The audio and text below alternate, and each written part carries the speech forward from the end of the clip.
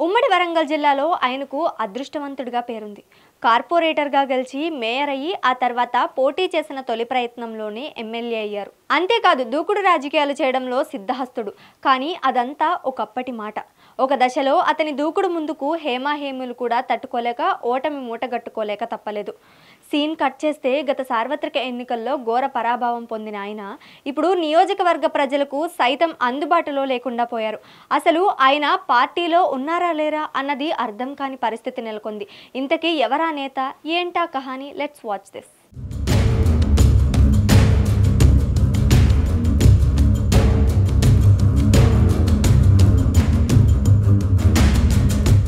ఆయన పేరు నన్నపనేని నరేందర్. తెలుగుదేశం పార్టీ నుండి రాజకీయ అరంగేట్రం చేసిన ఆయన తెలంగాణ రాష్ట్ర అవతరణ తర్వాత టీఆర్ఎస్లో చేరి కార్పొరేటర్గా గెలుపొందారు. ఆ తర్వాత గ్రేటర్ వరంగల్ మేయర్గా బాధ్యతలు నిర్వర్తించారు. ఇక 2018లో వచ్చిన ముందస్తు ఎన్నికల్లో వరంగల్ తూర్పు నుంచి ఘన విజయం సాధించారు.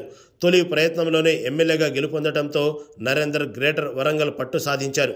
పలు పార్టీల నేతలను బీఆర్ఎస్లో చేర్పించి పార్టీని బలోపేతం చేశారు. సాధారణంగా వరంగల్ తూర్పు రాజకీయాలు చాలా ఆసక్తిగా ఉంటాయి. నన్నపనేని గెలిచాక చాలా దూకుడుగా వ్యవహరిస్తూ ప్రత్యర్థులకు ఊహించని షాక్ ఇస్తూ ముందుకు వెళ్లారు. నరేందర్ దూకుడు ముందు కాకులు తేరిన నాయకులు కూడా తలవంచక తప్పలేదు.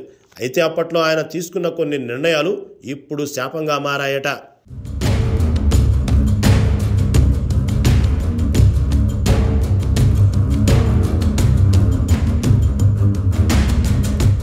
నరేందర్ ఎమ్మెల్యేగా గెలిచాక వరంగల్లో భూ కబ్జాలు పెరిగాయని, నరేందర్ అండతో కింది స్థాయి బీఆర్ఎస్ కార్పొరేటర్లు, నాయకులు సెటిల్మెంట్లు చేస్తూ సామాన్యులను ఇబ్బంది పెట్టారన్న ఆరోపణలు ఉన్నాయి.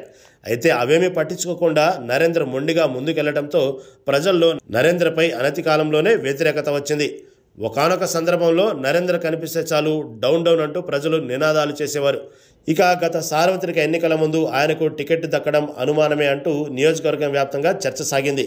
కానీ పార్టీ అధిష్టానం మరోసారి నరేంద్ర వైపు మొగ్గు చూపి గత ఎన్నికల్లో టికెట్ ఇచ్చింది.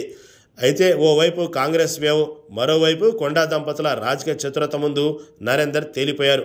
ఇక తన రాజకీయ గురువు కుమారస్వామికి కూడా నరేందర్ వెన్నుపోటు పొడిచారనే విమర్శలు. సరిగ్గా సార్వత్రిక ఎన్నికల ముందు కుమారస్వామి కొండా దంపతుల సమక్షంలో కాంగ్రెస్లో చేరడం కూడా నరేందర్ ఓటమికి ప్రధాన కారణంగా రాజకీయ విశ్లేషకులు చెప్తుంటారు.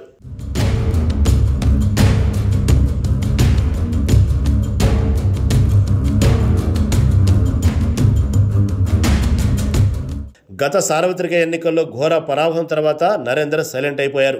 అధికారంలో ఉన్నప్పుడు నరేందర్ వ్యవహరించిన తీరు వల్ల ఇబ్బంది పడ్డ వ్యాపారస్తులు, కార్పొరేటర్లు కొండా సురేఖకు మద్దతుగా వెళ్లడంతో నరేందర్ డైలమాలో పడ్డారట. అన్నా అంటూ వెంట తిరిగిన వారే ఇప్పుడు దూరం అవ్వడాన్ని ఆయన తట్టుకోలేకపోతున్నారట. ఇదే మాట నియోజకవర్గంలో వినిపిస్తుంది. నరేందర్ ఎమ్మెల్యేగా ఉన్న సమయంలో అజంజాహీ మిల్లుకు సంబంధించిన స్థలాన్ని ఓ ప్రముఖ వస్త్ర వ్యాపారికి అప్పజెప్పిన వ్యవహారం కూడా ఇప్పుడు తలనొప్పిగా మారిందట.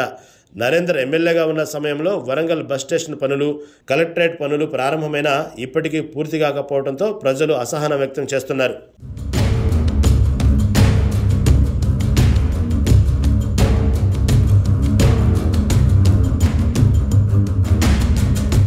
ఇందిరమ్మ ఇండ్ల ఎంపికలో అవకతవకలు జరిగాయని ప్రజలు పెద్ద ఎత్తున ఆరోపణలు చేస్తుంటే నరేందర్ అదేమీ పట్టనట్లు ఉండడం, నియోజకవర్గ సమస్యపై కనీసం ఒక ప్రెస్ మీట్ కూడా నిర్వహించకపోవడం పట్ల బీఆర్ఎస్ నేతలు సైతం అసంతృప్తిగా ఉన్నారనే టాక్ నడుస్తుంది.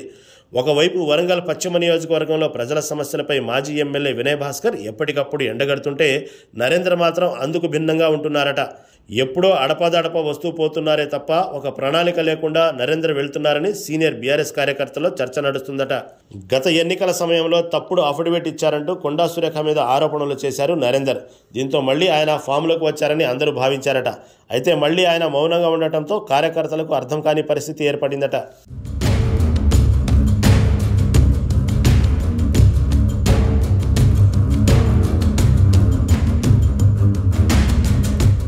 మొన్నటిదాకా నరేంద్ర వెంట నడిచిన కార్పొరేటర్లు, ముఖ్య అనుచరులు సైతం బీఆర్ఎస్ వీడుతున్న నరేంద్ర వారిని నిలువరించే ప్రయత్నం చేయలేదన్న విమర్శలు వస్తున్నాయి. మంత్రి కొండా సురేఖ నియోజకవర్గ ప్రజలకు అందుబాటులో ఉండకపోవడం, వరుస వివాదాలు చుట్టుముట్టి ఇరకాటంలో ఉండటాన్ని అవకాశంగా మలుచుకోవడంలో నరేంద్ర విఫలమయ్యారన్న టాక్ వినిపిస్తుంది. కనీసం కార్యకర్తల సమస్యలు వినడానికి కూడా నరేంద్ర ఆసక్తి చూపడం లేదని సీనియర్ బీఆర్ఎస్ నేతల మధ్య చర్చ నడుస్తుంది. అధికారంలో ఉన్నప్పుడు దూకుడుగా మారుపేరుగా ఉన్న నరేందర్ ఇప్పుడు సైలెంట్గా ఉండటం పట్ల సొంత పార్టీ కార్యకర్తలను అయోమయంలోకి నెట్టిందట. మరో ఏడాది కాలంలో గ్రేటర్ వరంగల్ కార్పొరేషన్ ఎన్నికలు సమీపిస్తుండటంతో నరేందర్ సైలెన్స్ ఇప్పుడు బీఆర్ఎస్కు సమస్యగా మారిందట. ఆయన వ్యూహాత్మక మౌనమ పాటిస్తున్నారా లేక కేసుల భయంతో వెనక్కి తగ్గారా అన్న చర్చ కూడా ఇప్పుడు వరంగల్ తూర్పులో వినిపిస్తున్నట్ట.